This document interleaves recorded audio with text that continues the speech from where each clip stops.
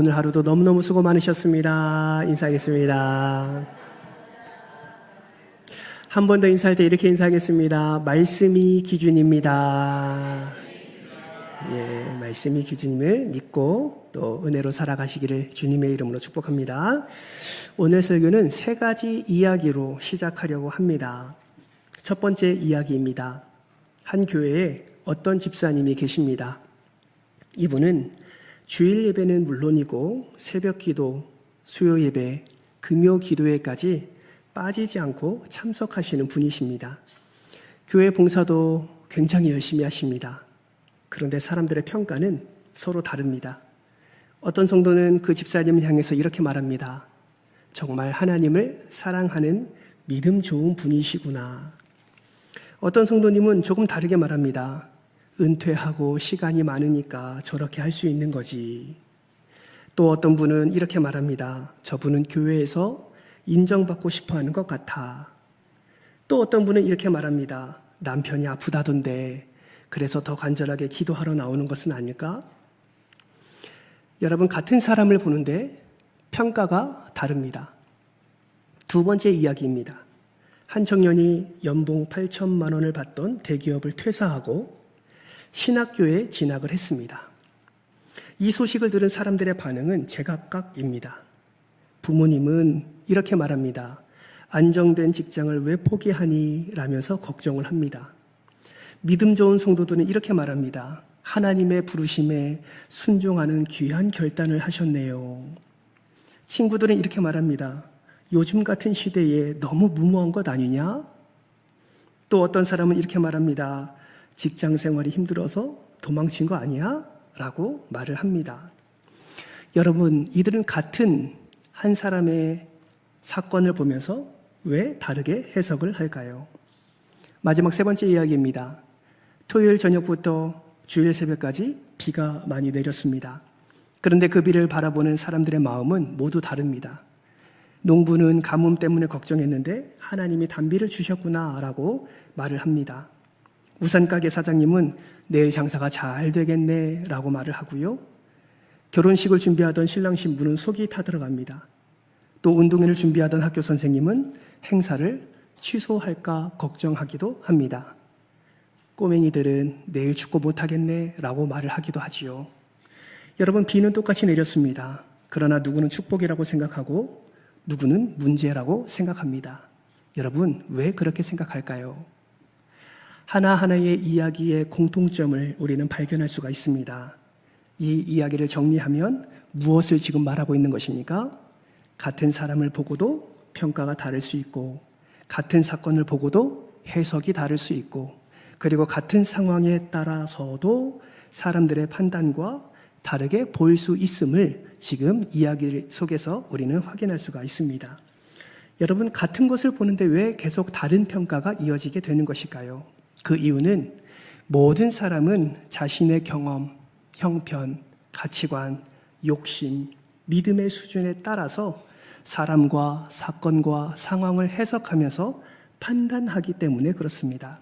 사랑하는 성도 여러분, 여러분은 지금 어떤 사람을 보고 어떤 사건을 경험하며 어떤 사건, 상황을 접할 때 여러분의 판단 기준은 과연 무엇입니까? 아마도 우리도 동일하게 우리가 아는 만큼, 우리가 경험한 만큼 우리의 가치관과 형편에 따라서 우리는 판단하게 될 것입니다. 그러나 예수님을 믿는 우리는 이러한 세상적인 판단 기준을 뛰어넘어야 합니다. 말씀이 제시하는 기준을 가지고 우리가 판단해야 하는 것이죠. 그렇다면 여러분, 하나님의 백성인 우리는 구체적으로 어떤 기준을 가지고 살아가야 할까요? 오늘은 여로보암 2세 왕에 대한 이야기인데요. 이 여로보암 2세 왕을 통해서 그 기준을 함께 살펴보고 또 깨닫고 우리의 삶에 한번 적용해 보기를 원합니다. 여러분, 오늘 본문의 여로보암 왕 2세는 성경에는 그의 통치 기간 그리고 그의 업적을 길게 말하고 있지 않음을 우리는 확인할 수 있습니다. 그런데 여러분, 역사적으로 여로보암 2세는 그 어떤 왕과도 비교할 수 없는 굉장한 업적을 많이 남긴 사람입니다. 특별히 열왕기하 14장 말씀을 보면 그는 잃어버린 영토를 회복하였다라고 말하고 있고 북이스라엘의 국경을 크게 확장했다 라고 표현하기도 합니다. 실제적으로 역사적으로 여로보암 2세를 보면 그가 다스린 영토는 다윗과 솔로몬 시대 이후 가장 넓은 규모였다고 역사적으로 말하고 있습니다. 넓은 영토를 차지했다라는 것은 단순히 땅이 많다는 의미가 아닙니다. 그만큼 군사력이 강했다는 것을 뜻하고 정치적으로 안정되었다는 것을 뜻하고 경제적으로는 부유했다라는 것을 뜻합니다. 백성들은 풍요를 누렸다는 것을 의미하고 나라는 번영을 경험했다라는 것을 의미한다라는 것이죠. 그래서 여러분, 여로보암 2세 왕은 세상적으로 평가를 하면 굉장히 성공한 왕이었습니다. 아니요, 성공을 넘어 북이스라엘의 역사적 관점으로 보면 여로보암 2세 왕은 위대한 왕이라고 평가를 받아 마땅할 정도였습니다. 그런데 여러분, 이상합니다. 성경은 그를 그렇게 높게 평가하지 않습니다. 역사적으로는 엄청난 업적을 이룬 여로보암 2세 왕이었는데 성경은 그의 업적에 비해서 굉장히 기술이 간단하고 짧습니다. 그저 마치 북이스라엘의 한 번의 왕, 그냥 지나가는 왕인 정도로 그렇게 간단하게 기술하고 있다라는 것이죠. 여러분, 엄청난 업적을 만들었음에도 불구하고 왜 성경은 그의 존재감을 인정하지 않을까요? 왜 그의 존재감을 놀라울 정도로 희미하게 기록하고 있을까요? 그 이유는 단 하나입니다. 그가 하나님의 기준대로 살지 않았기 때문입니다. 결국 여로보암 2세는 사람들의 눈에는 성공한 왕이었지만 하나님의 눈에는 실패한 왕이었다라는 것이죠. 여러분, 우리도 마찬가지입니다. 우리도 세상 가운데서 평안을 누리고 형통을 누리고 어찌 보면 다른 사람의 눈에 보기에는 우리의 인생은 성공한 것처럼 보일 때도 있습니다. 우리의 인생이 형통한 것처럼 보일 때도 있지요. 지금처럼 경제적으로 어렵고 힘든 시기에 그래도 저 가정은 든든해, 저 가정은 평안해, 저 가정은 정말 대단해 라는 그 평가를 우리는 받을 수 있다라는 것이죠. 그러나 오늘 본문의 여로보암 2세 왕처럼 하나님이 보시기에 우리의 삶이, 우리의 가정이, 또 우리의 형편이 성공한 그러한 삶이 아니라 오히려 하나님의 눈에 보기에는 실패한 눈으로, 실패한 사람으로 그렇게 치부될 수 있다라는 사실도 우리는 반드시 기억해야 될 줄 믿습니다. 그러면 여러분, 우리가 하나님의 눈에 보기에 그저 그런 삶이 아니라, 하나님이 기뻐하지 않는 삶이 아니라 하나님이 기뻐하시고 하나님이 흠양하시는 그런 성공의 삶을 살려면 우리가 어떠한 기준으로 살아가야 할까요? 오늘 본문 말씀을 통해서 우리는 두 가지의 기준을 함께 생각해 보려고 합니다. 첫 번째 기준은 바로 하나님께 영광이라는 것입니다. 오늘 본문 24절 말씀에 보면 여로보암 2세가 어떤 인물이었는지를 말하고 있는데요. 오늘 본문 24절 말씀 화면을 보면서 같이 한번 읽어볼까요? 함께 읽겠습니다. 시작. 여호와 보시기에 악을 행하여 이스라엘에게 범죄하게 한 느밧의 아들 여로보암의 모든 집에서 떠나지 아니하였더라. 이것이 여로보암 2세의 평가입니다. 그런데 24절 말씀에 보신 것과 같이 여로보암의 모든 죄에서 떠나지 아니하였다라고 그렇게 평가하는 것을 볼 수 있습니다. 여기서 말하는 여로보암은 누구를 말할까요? 여기서 말하는 여로보암은 여로보암 2세가 아니라 여로보암 1세, 북이스라엘의 초대 왕 여로보암 1세를 가리키는 겁니다. 여로보암 1세는 북이스라엘의 죄악을 대표하는 인물이라고 해도 과언이 아닙니다. 그 이유가 무엇입니까?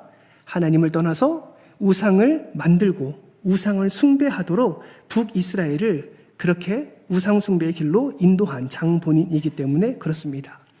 그래서 성경을 읽어보면 북이스라엘 왕들을 평가할 때마다 반복해서 나오는 말이 있지요. 그것이 바로 이것입니다. 느밧의 아들 여로보암의 죄에서 떠나지 아니하였더라. 이 말은 거의 공식처럼 등장합니다. 어떤 왕이 악하게 살았는지를 설명할 때마다 여로보암 1세의 삶이 기준으로 등장하고 있다라는 것이죠.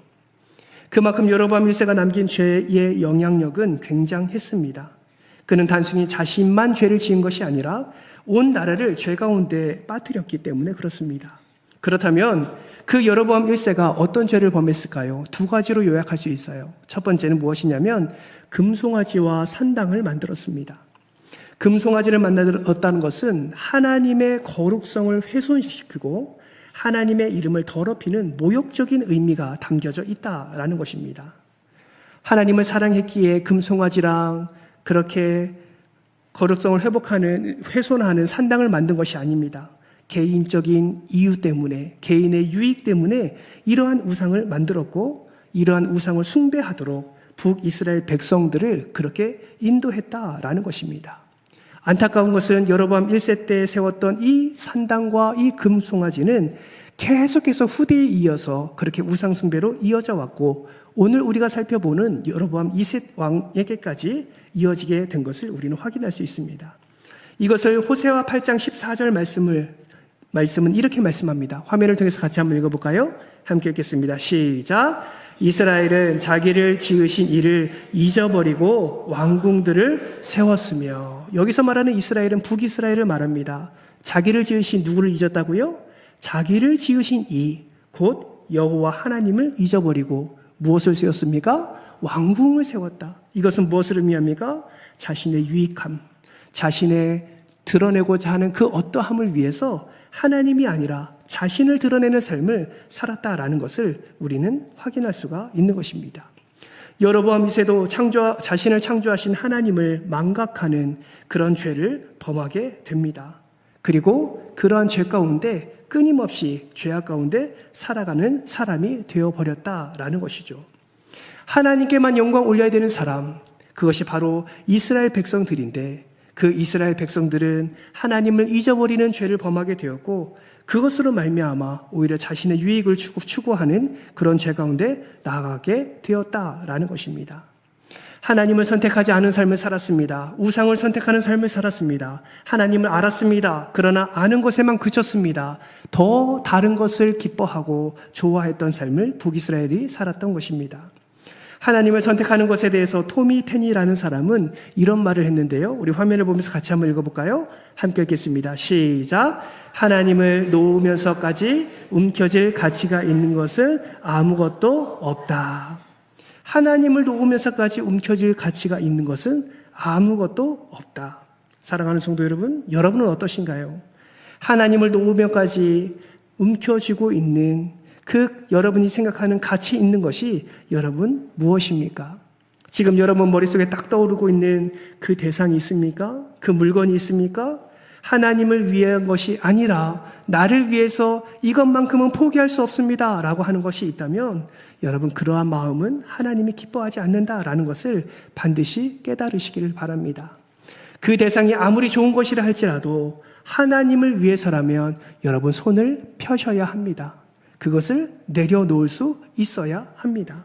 왜냐하면 그 내려놓음이 하나님께 영광되기 때문에 그렇습니다.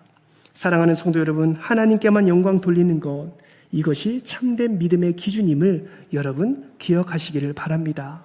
세상에 가치 없는 기준을 붙잡고 살아가는 어리석은 인생 되지 마시고 모든 일을 하든 무슨 일을 하든 하나님께만 영광 올려드리는 것이 우리의 삶의 기준임을 잊지 마시고 그 영광 가운데 나아가는 저와 여러분 되시기를 주님의 이름으로 축복합니다. 여로보암 1세가 저지른 두 번째 죄는 그곳에 제사장을 마음대로 세우고 새로운 절기를 만들었다라는 것입니다. 이 말은 하나님께서 세운 절기를 무시했고 자기가 세운 절기를 자기 마음대로 운영했다라는 것을 확인할 수가 있습니다. 여러분, 이스라엘 백성들에게 절기가 있지요. 3대 절기가 있습니다. 유월절과 맥추절과 수장절이 있지요.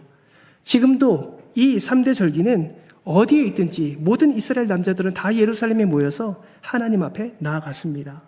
여러분, 하나님이 절기를 만드신 이유가 무엇입니까? 왜 절기를 만들라고 하셨을까요? 왜 유월절을 만드셨을까요? 왜 맥추절, 오순절을 만드셨을까요? 왜 수장절을 만드셨을까요? 공통적인 이유는 하나입니다. 하나님의 은혜를 기억하라고. 그 하나님의 은혜를 기억하고 감사하라고. 내가 너에게 어떤 은혜를 베풀어줬는지 너희들 잊지 말라고. 그렇게 절기를 만드셨다라는 것이죠. 그런데 지금 여로보암 1세가 어떻게 하는 거예요? 하나님이 세운 절기를 다 무시하고 자기가 절기를 세우는 겁니다. 자기의 마음에 맞게끔, 자기의 형편에 맞게끔, 지금 나라를 다스리는 나라의 상황에 맞게끔 우상을 숭배할 뿐만 아니라 자기 마음대로 제사장을 세우고 자기 마음대로 절기를 그렇게 세우는 것을 우리는 확인할 수가 있습니다. 이것은 하나님의 이름을 망령되이 일컫는 것이고 하나님의 거룩성을 훼손시키는 것이죠. 이 일이 쭉 이어져서 지금 여로보암 2세까지 이런 악한 행위들이 이어져 오게 된 것입니다. 그러다 보니 예배는 참된 예배가 되지 않고 형식적인 예배로 치우쳐지게 되고 겉으로만 예배 드리고 형식적으로만 예배 드리는 외식적인 예배가 행해지게 되었습니다. 이것은 하나님을 조롱하는 행위요. 하나님도 이러한 행위에 분노하시는 것을 우리는 말씀을 통해서 확인할 수가 있습니다. 얼마나 하나님이 분노하셨는지 여러분 아모스 4장 4절과 5절, 5장 21절 이 쉬운 성경에서는 하나님의 분노를 이렇게 표현하고 있습니다. 아모스 4장 4절 말씀 한번 보실까요? 이렇게 말합니다. 베델로 가서 죄를 지어라. 길갈로 가서 죄를 더 지어라. 아침마다 제물을 바치고 3일마다 11조를 바쳐라. 4장 5절입니다. 누룩 넣은 빵을 감사 제물로 바쳐라. 자발적으로 바치는 제물을 큰 소리로 자랑해라. 이스라엘 백성아, 이것이 너희가 기뻐하는 일이 아니더냐? 주 여호와의 말씀이다. 5장 21절 말씀을 같이 한번 읽어볼까요? 시작. 나는 너희의 절기를 미워한다. 너희의 종교 역겹기만 하다. 저는 두렵습니다. 우리의 예배가 하나님이 보시기에 내가 너희의 예배를 미워한다. 내가 너희의 예배 모임이 정말 역겹다라고 말하시지 않을까라는 두려움이 생기게 됩니다. 어떻게 여기 이 지경까지 나가게 됐습니까?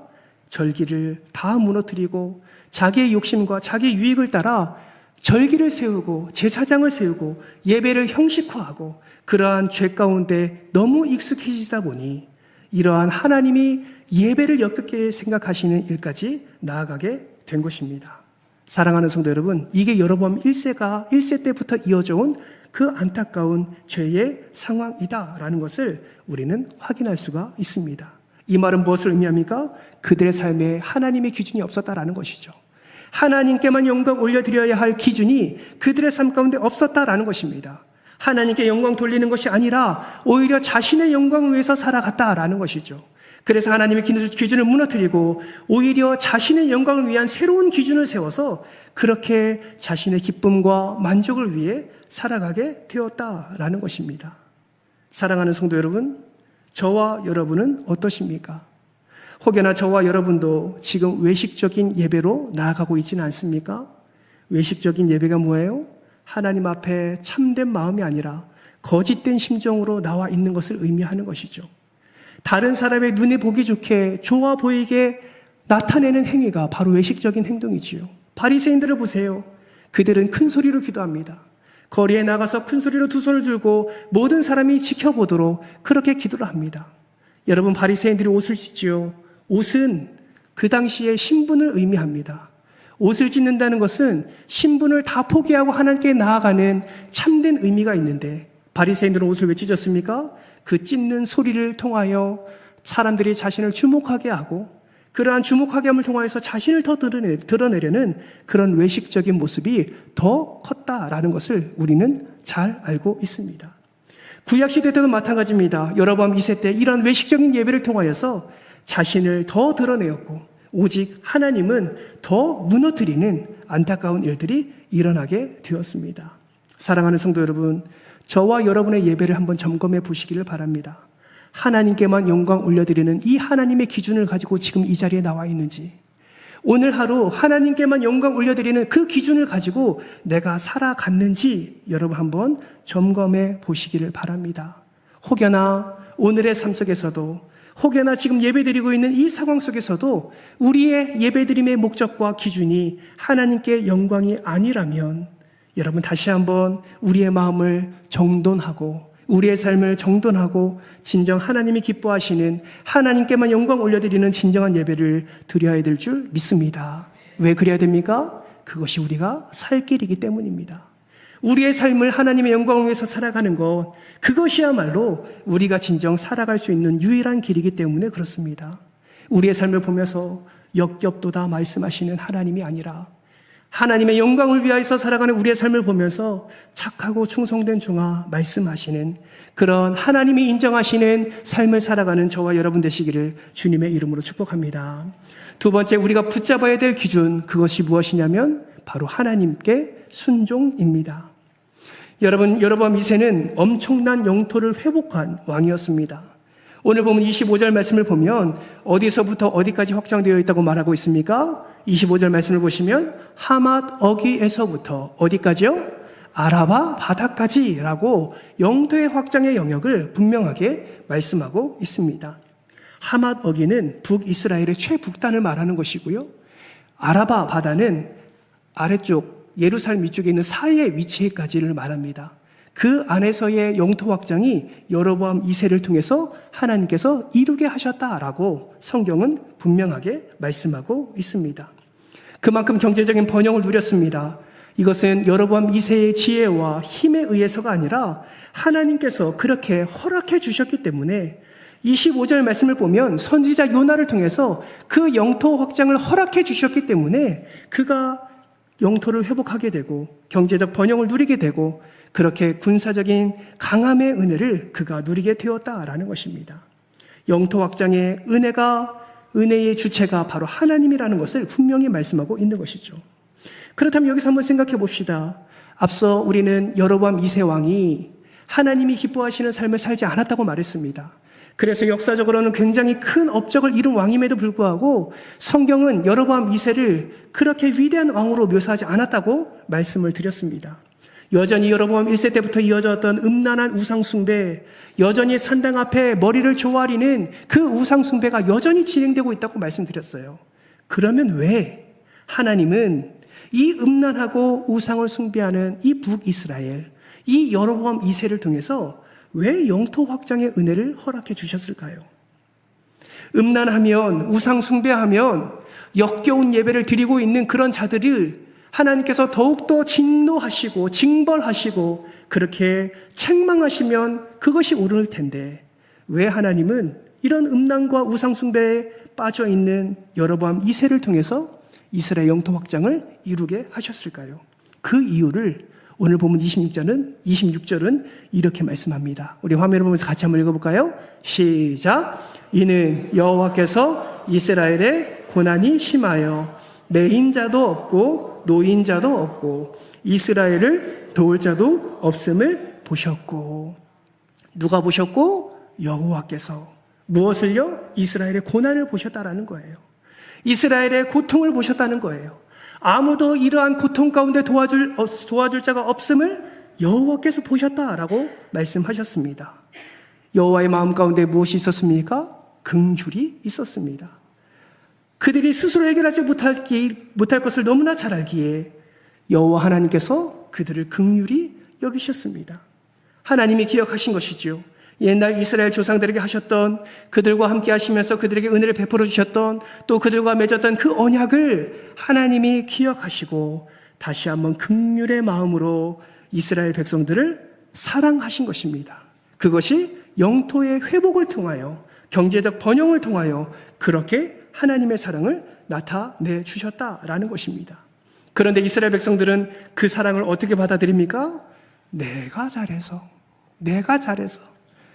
여로보암 2세 왕은 어떻게 자신을 드러냈을까요? 자신의 탁월함을 드러내기 위해서 더 노력했다라는 것이죠. 지금 내가 누리고 있는 이 안정과 이 풍요는 바로 내가 선택을 잘했고 내가 열심히 했고 나의 능력에 따라서 이런 문제까지 우리가 누리게 되었다라는 것을 착각하는 그런 북이스라엘의 모습을 우리는 생각해 볼 수 있습니다. 영적 교만함이 그들 안에 있었기 때문이지요. 그래서 아모스 6장 1절 말씀은 이렇게 말합니다. 같이 한번 읽어볼까요? 시작. 화 있을진저 시온에서 교만한 자와 사마리아 산에서 마음이 든든한 자 곧 백성들의 머리인 지도자들이요 이스라엘 집이 그를 따르는도다. 이스라엘의 지도자들을 하나님은 이렇게 생각하십니다. 이스라엘 지도자들은 이렇게 생각했습니다. 하나님께서 우리에게 왜 이런 축복을 허락해 주셨을까? 왜 영적 회복을 허락하셨을까? 하나님이 보시기에 우리가 의로운 생활을 했기 때문에 하나님이 이런 은혜를 베풀어 주셨구나라고 생각을 했다라는 것입니다. 자신의 의로움이라는 착각 속에 하나님의 은혜를 해석했던 것이죠. 이러한 착각은 앞서 행했던 종교적 외식주의에서 일어나게 되었습니다. 그들은 스스로가 의롭다고 생각했습니다. 그렇게 외식적으로 예배 드리는 것이 너무나 잘하고 있다고 생각했다라는 것입니다. 하나님은 역겹다고 하는데 나는 아침마다 번제를 드리고 3일마다 11조 드리는 이 놀라운 것이 하나님의 기쁨이 되었다라고 착각하고 있다라는 것이죠. 사랑하는 성도 여러분, 우리는 이런 영적 교만에 빠지지 않기를 소망합니다. 우리의 하나님 앞에 나아가는 그 열심과 그 열정이 마치 내가 생각하기에 이 모든 것이 하나님이 기뻐하시고 내가 하는 모든 행위는 하나님께서 즐거워하신다라는 착각 속에 빠지지 않기를 주님의 이름으로 부탁드립니다. 여러분, 북이스라엘도 아침마다 번제를 드렸다니까요. 북이스라엘도 3일마다 11조를 드렸다니까요. 솔직히 여기 계신 분 중에 3일마다 11조 드린 분 계십니까? 아무도 없을 겁니다. 저도 그렇게 못 드리고 있어요. 그런데 이스라엘 백성들은 얼마나 경제적 풍요를 누렸는지 3일마다 11조 드리고 아침마다 나와서 번제를 드리며 그렇게 하나님께 예배했다니까요. 그런데 그 예배가 하나님이 보시기에 어떻게 보였다고요? 역겹게 보였다고요. 역겹게 보였다고요. 우리의 열심을 가지고 하나님께 나아가는 건 너무나 중요하지만 여러분, 그런 외식을 하나님이 너무나 싫어하신다라는 것입니다. 우리의 열심을 하나님은 싫어하신다는 의미가 아니에요. 하나님께 순종함으로 나아가는 기준에 맞게 우리가 나아가고 있는가를 우리는 항상 우리 스스로를 점검해 봐야 된다라는 것입니다. 여러분, 교만이 무엇입니까? 하나님 없어도 내가 할 수 있다라는 생각이 바로 교만인 것입니다. 이 교만이 저와 여러분 안에도 있을 수 있습니다. 여전히 어쩌면 우리는 이 교만을 가지고 우리는 교회 생활을 하고 교회에 봉사를 하고 있는지 모릅니다. 사랑하는 성도 여러분, 우리가 진정 붙잡아야 될 기준은 무엇입니까? 하나님께 순종하는 그 기준, 말씀대로 순종하는 그 기준, 내가 얼마나 많이 하고 내가 얼마나 많은 헌금을 하고 내가 얼마나 많은 헌신을 하고 내가 하는 헌신의 기준과 기회의 횟수가 기준이 아니라 하나님께서 말씀하시는 기준이 진짜 기준임을 여러분 반드시 기억하시기를 주님의 이름으로 축복합니다. 그래서 우리는 항상 점검해야 됩니다. 내가 살아가는 삶의 모습과 또 믿음 생활하는 모든 모습 가운데 진정 하나님께 영광 올려드리는 이 기준으로 행하고 있는지, 하나님의 말씀대로 순종하는 이 기준으로 내가 믿음으로 나아가고 있는지 항상 우리는 점검해야 되는 것입니다. 말씀을 맺겠습니다. 오늘 우리는 하나님의 기준을 함께 살펴보았습니다. 우리가 붙잡아야 될 기준을 함께 살펴보았습니다. 하나님께 영광 돌리며 하나님께 순종하는 것, 나의 어떠함이 아니라 하나님이 기준임을 우리는 함께 살펴보았습니다. 나의 기준으로 살아가는 분 계십니까? 여호와 하나님은 아모스 6장 14절 말씀에서 그러한 자들에게 이러한 경고를 하십니다. 우리 같이 한번 화면을 보면서 함께 읽어볼까요? 시작. 만군의 하나님 여호와의 말씀이니라. 이스라엘 족속아, 내가 한 나라를 일으켜 너희를 치리니 그들이 하맛 어귀에서부터 아라바 시내까지 너희를 학대하리라 하셨느니라. 아멘. 하맛 어귀에서부터 아라바 바다, 앞서서 그렇게 얘기했죠. 지금 아라바 시내까지라고 표현되어 있는데 하맛 어귀에서 아라바 시내까지 무슨 말이에요? 영토를 회복했던 그 하나님의 은혜 위에 뭐가 임한다고요? 너희를 학대하리라. 어떤 자들을요? 나의 기준으로 살아가는 자들에게 이러한 경고를 내리고 있는 것입니다. 사랑하는 성도 여러분, 하나님의 기준을 버리고 살아가는 인생의 끝은 결국 멸망입니다.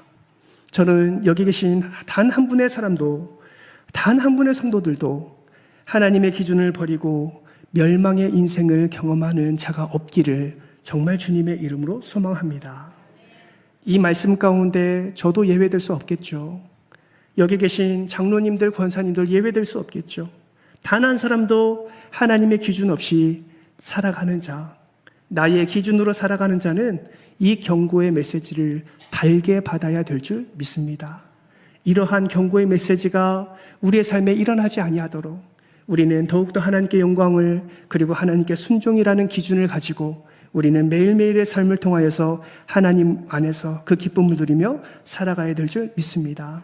정말 바라고 소망하기는 여기 계신 한 분 한 분이 항상 하나님의 기준을 붙잡고 하나님의 말씀대로 살아가는 귀한 성도들 되시기를 주님의 이름으로 축복합니다. 따라해볼까요? 나는 하나님의 기준으로 살아가는 성도입니다. 아멘이십니까? 이 결단의 마음이 매일의 삶 속에서 여러분의 입술과 마음으로 고백되어지기를 주님의 이름으로 축복합니다. 하나님의 마음을 우리가 꼭 기억하고 하나님의 기준을 잡지 못하고 돌아오지 못한 우리를 향한 하나님의 마음이 호세아 11장 8절 말씀에 나와 있는데요. 이 말씀 붙들고 읽고 같이 우리 기도하려고 합니다. 우리 같이 한번 읽어볼까요? 시작. 에브라임이여 내가 어찌 너를 놓겠느냐? 이스라엘이여 내가 어찌 너를 버리겠느냐?